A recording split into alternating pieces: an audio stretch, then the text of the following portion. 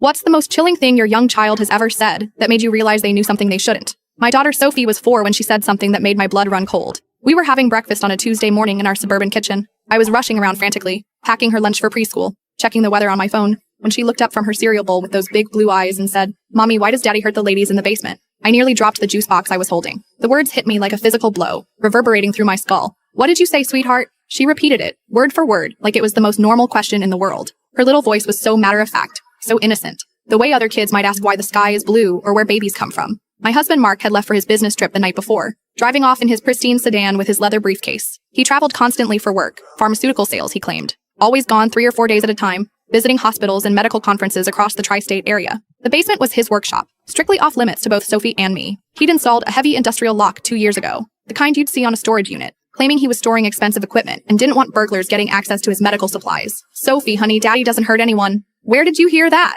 She tilted her head, genuinely confused by my panicked reaction. Her blonde curls bounced as she moved, catching the morning sunlight streaming through our kitchen window. "I heard them crying last night. The lady with the yellow hair was really scared. She kept saying please, over and over. Like when I beg you for extra cookies." My hand started shaking uncontrollably. The coffee mug I was holding rattled against the counter. Mark had been in the basement until nearly midnight, claiming he was organizing inventory for his next sales trip to Chicago. I'd heard music playing through the floor, classical music, which struck me as odd, since Mark hated anything that wasn't classic rock. He always said classical music was pretentious garbage. "What lady, baby?" "There's no lady in our basement." Sophie stirred her Cheerios thoughtfully, the spoon making tiny clinking sounds against the ceramic bowl. "The one who looks exactly like the missing lady on TV. She keeps asking for her mommy and crying really loud." The missing lady on TV. My stomach dropped to the floor. For 3 weeks, every local news broadcast had been covering the disappearance of Jennifer Walsh, a 23-year-old nursing student with long blonde hair. She'd vanished from Mercy General's parking lot after finishing her night shift. Her car was found unlocked with her purse still inside. The entire community was on edge. "Sophie, you were asleep last night. You must have had a bad dream." She shook her head firmly,